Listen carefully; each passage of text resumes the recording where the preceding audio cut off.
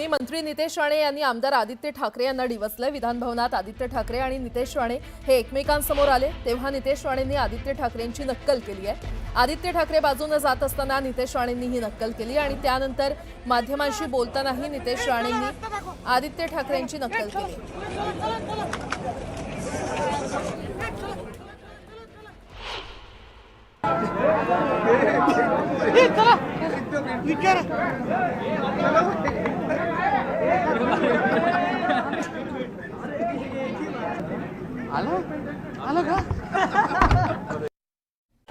तुम्ही एकत्र या मग आम्ही एकत्र येतो ही लोकांची मानसिकता आहे। लोकभावनेचा विचार करून उद्धव ठाकरेंनी सकारात्मक पाऊल उचलले तर राज ठाकरेंनी देखील लोकभावनेचा विचार केलाय, असं विधान न्यूज 18 लोकमतला दिलेल्या मुलाखतीत संजय राऊत यांनी केलंय।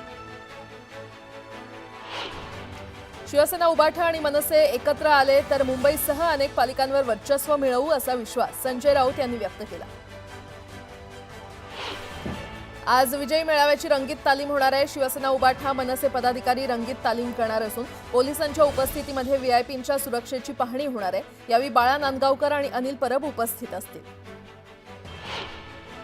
ठाकरे बंधूंच्या 5 जुलैच्या विजयी मेळाव्याची नवी निमंत्रण पत्रिका समोर आली आहे। आवाज महाराष्ट्राचा, आवाज मराठी माणसाचा, आवाज ठाकरेंचा अशा आशयाचा मजकूर निमंत्रण पत्रिकेमध्ये लिहिण्यात आलाय। महसूल मंत्री आणि कृषी मंत्र्यांच्या उपस्थितीत विधान भवनात बैठक पार पडली। बच्चू कडू देखील या बैठकीला उपस्थित होते।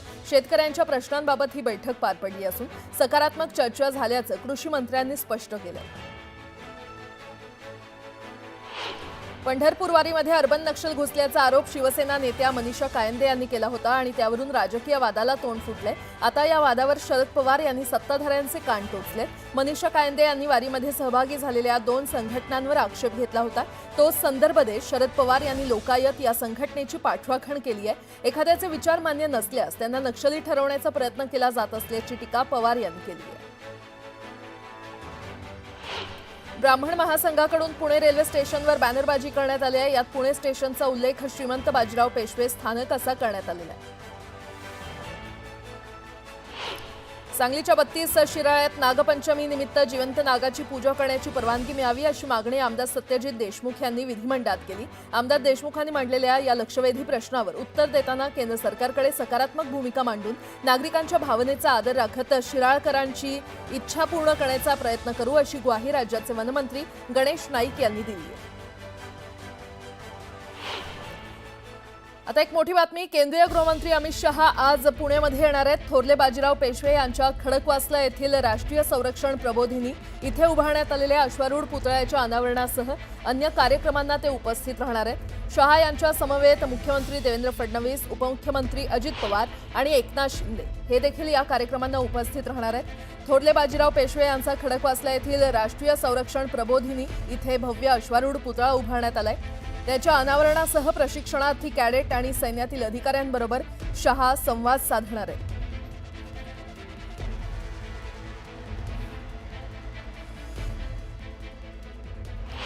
नवी मुंबईत अवजड वाहनधारकांनी विविध मागण्यांसाठी संप पुकारला। अन्यायकारक दंडवसुली थांबवणं, ई चलनाचे जुने दंड माफ करण्यासह विविध मागण्यांसाठी हे आंदोलन करण्यात आलं। मागण्या मान्य न केल्यास संप अधिक तीव्र करण्याचा इशारा देण्यात आला।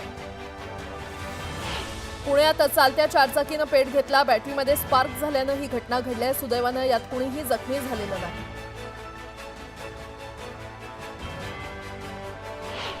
मीरा भाईंदरमधील मोर्चा हा व्यापाऱ्यांचा नसून भाजपचा असल्याची टीका मनसे नेते अविनाश जाधव यांनी केली आहे। त्यांचा रोख खरं तर आमदार नरेंद्र मेहता यांच्याकडे होता।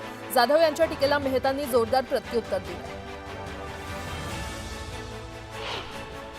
रायगड जिल्ह्यामध्ये एका दिवसात 6 बलात्कार होतात ही वडेट्टीवारांची माहिती चुकीची असल्याचं पोलीस अधीक्षकांनी म्हटलेलं आहे। अशी कुठलीही घटना घडली नसल्याचं त्यांनी म्हटलं। बदलापूरमध्ये गोळीबाराची घटना घडली आहे। भाजप आमदार किसन कथोरे यांच्या निवासस्थानासमोर गोळीबार झालाय। या घटनेमध्ये अज्ञात व्यक्ती जखमी झाला असून त्याच्यावर खासगी रुग्णालयामध्ये उपचार सुरू आहेत।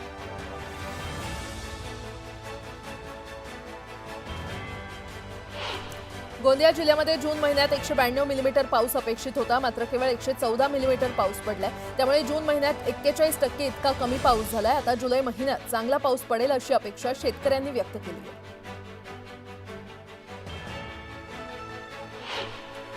रायगडच्या नातेगावात चिंतामणराव देशमुखांचं स्मारक उभारण्याची मागणी ग्रामस्थांनी केली आहे. वारंवार मागणी करून देखील प्रशासनानं दुर्लक्ष केल्याचा आरोप नागरिकांनी केला.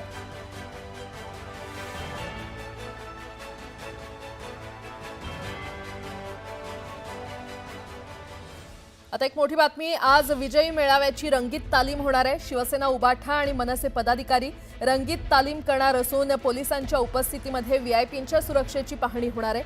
यावेळी बाळा नांदगावकर आणि अनिल परब हे उपस्थित राहणार आहेत.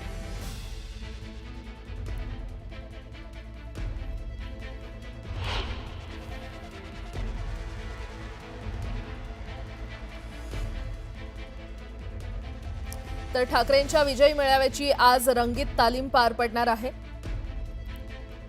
आणि यावेळी बाळा नांदगावकर आणि अनिल परब हे उपस्थित असतील. पोलिसांच्या उपस्थितीमध्ये व्हीआयपींच्या सुरक्षेची पाहणी करण्यात येणार आहे.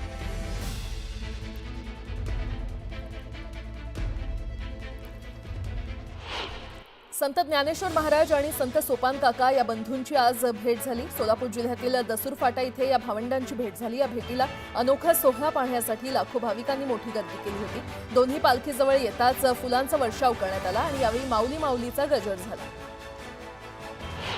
संत ज्ञानेश्वर महाराज पालखी सोहळ्यातील एक धक्कादायक व्हिडिओ सोशल मीडियावर व्हायरल होतोय. संत ज्ञानेश्वर माऊलींची पालखी वेळापूरहून प्रस्थान झाल्यावर उघडेवाडी इथे गोल रिंगण पार पडलं आणि यावेळी वारकरी महिला डोक्यावर तुळस घेऊन प्रदक्षिणा घालत होत्या. यावेळी दिंडीतले मुख्य चोपदार पुढे आले आणि त्यांनी महिलेला ढकलून दिलं. यानंतर चोपदारानं महिलेशी वाद घातला. अलमट्टी धरणाची उंची वाढवण्याबाबत कर्नाटक सरकारच्या निर्णयाला महाराष्ट्रातील यापूर्वीच्या आणि आताच्या सरकारचा असलेला कडाडून विरोध कायम आहे. त्याबद्दल सर्वोच्च न्यायालयात देखील हीच भूमिका कायम ठेवली आहे, अशी स्पष्ट ग्वाही जलसंपदा मंत्री राधाकृष्ण विखे पाटील यांनी गुरुवारी विधान परिषदेत दिली. चांदोली परिसरात पावसाची संततधार कायम आहे. धरणाच्या पाणी पातळीमध्ये झपाट्यानं वाढ होत आहे. संततधार पाऊस आणि वाढणारा पाणीसाठा यामुळे चांदोली धरणाचे दरवाजे दुपारी 2 वाजता उघडण्याचा निर्णय धरण प्रशासनानं घेतला. कुडाळ जिल्ह्यामध्ये बुधवारपासून मुसळधार पाऊस कोसळत असून कुडाळ तालुक्याला देखील मुसळधार पावसानं झोडपून काढलं. सह्याद्री पट्ट्यात देखील धुवाधार पाऊस कोसळत असून सर्वच नदी नाल्यांना पूर आलाय. तालुक्यातील भंगसाळ नदीनं रौद्ररूप धारण केल्यानं गुरुवारी पहाटेपासून पुराच्या पाण्यानं नदीचं पात्र सोडलं. गिरणी कामगारांना मुंबईतच घर मिळावं या मागणीसाठी त्यांचा मोर्चा येत्या बुधवारी सकाळी 11 वाजता मुंबईतील आझाद मैदानातून विधान भवनावर धडकणार आहे आणि गेल्या 22 वर्षांपासून लढा देणाऱ्या गिरणी कामगारांच्या हक्काच्या घरांसाठी गिरणी कामगार समिती आणि मुंबईतील 15 प्रमुख संघटनांनी या मोर्चाचं आयोजन केलं. मुंबईतील पूर्व आणि पश्चिम उपनगरांना जोडणाऱ्या महत्वाकांक्षी गोरेगाव मुलुंड जोड रस्ता अंतर्गत बोरिवलीतील संजय गांधी राष्ट्रीय उद्यानाखालून जाणाऱ्या जुळ्या बोगद्यांच्या बांधणीला आता गती मिळणार आहे. उद्यानातील वन खात्याची 19.43 हेक्टर जागा पालिकेच्या ताब्यात देण्यात आली. पुणे शहराला पाणीपुरवठा करणाऱ्या खडकवासला धरण साखळी प्रकल्पातील धरणांच्या पाणलोट क्षेत्रामध्ये पाऊस कायम राहिल्यानं खडकवासला धरणातून पाण्याचा विसर्ग सुरू करण्यात आलाय. यंदाच्या हंगामात आतापर्यंत 3.19 अब्ज घनफूट पाण्याचा विसर्ग करण्यात आलाय.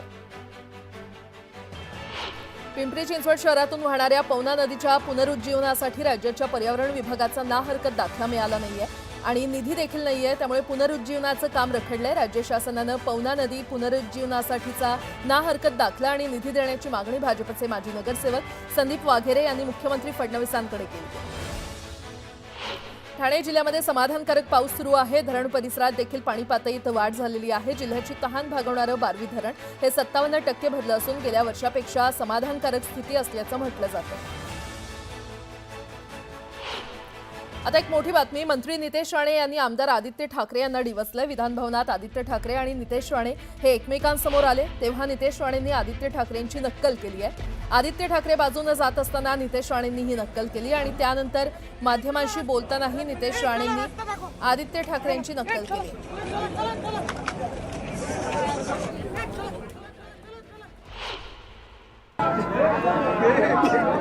चला